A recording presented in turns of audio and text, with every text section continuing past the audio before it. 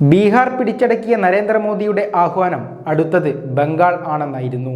ബീഹാറിന് ശേഷം ഇനി ബംഗാളിൽ ശ്രദ്ധ കേന്ദ്രീകരിക്കണമെന്നും ബംഗാൾ പിടിച്ചടക്കണമെന്നുമുള്ള ജനങ്ങളോടുള്ള പ്രധാനമന്ത്രി നരേന്ദ്രമോദിയുടെ ആഹ്വാനം സമകാലിക ദേശീയ രാഷ്ട്രീയത്തിൽ സുപ്രധാന ചർച്ചാ വിഷയമായി മാറിയിരിക്കുന്നു.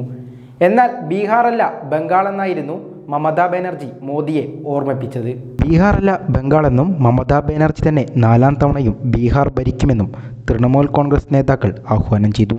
ബീഹാറിന് ശേഷം ഇനി ബംഗാളിൽ ശ്രദ്ധ കേന്ദ്രീകരിക്കണമെന്നും ബംഗാൾ പിടിച്ചടക്കണമെന്നുമുള്ള ജനങ്ങളോടുള്ള പ്രധാനമന്ത്രി നരേന്ദ്രമോദിയുടെ ആഹ്വാനത്തിന് പിന്നാലെയായിരുന്നു തൃണമൂൽ കോൺഗ്രസിൻ്റെ പ്രതികരണം. ബംഗാൾ ഒരിക്കലും BJPയെ അംഗീകരിക്കില്ലെന്നും പണവും കൈക്കരുത്തും കൊണ്ടുള്ള രാഷ്ട്രീയം ബംഗാളിന് വേണ്ടെന്നും തൃണമൂലിൻ്റെ മുതിർന്ന നേതാവ് സാഗരിക ഘോഷ് MP പറഞ്ഞു. ബംഗാളിൻ്റെ ഭാഷയെയും പ്രതീകങ്ങളെയും സംസ്കാരത്തെയും അപമാനിച്ച BJPയോട് ജനങ്ങൾ പൊറുക്കില്ലെന്നും അദ്ദേഹം കൂട്ടിച്ചേർത്തു. 2026 ബംഗാളിൽ നിയമസഭാ തെരഞ്ഞെടുപ്പ് നടക്കുക. ബീഹാറിൻ്റെ അയൽ സംസ്ഥാനമായ ബംഗാൾ പിടിക്കണമെന്നാണ് BJP പ്രവർത്തകർക്ക് ലഭിച്ച നിർദ്ദേശം. ബീഹാറിലെയും ബംഗാളിലെയും രാഷ്ട്രീയ സമവാക്യങ്ങൾ വ്യത്യസ്തമാണ്. ബീഹാർ വിജയം ബംഗാളിൽ ഒരു മാറ്റവും ഉണ്ടാക്കില്ല. BJPയെ ബംഗാളിൽ ശത്രുവായാണ് കാണുന്നത്.